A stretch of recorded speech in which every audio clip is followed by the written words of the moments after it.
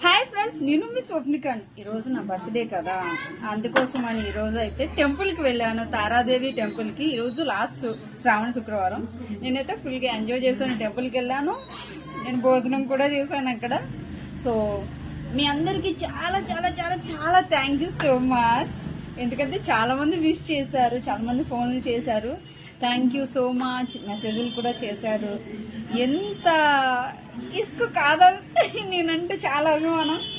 Thank you, love you so much guys.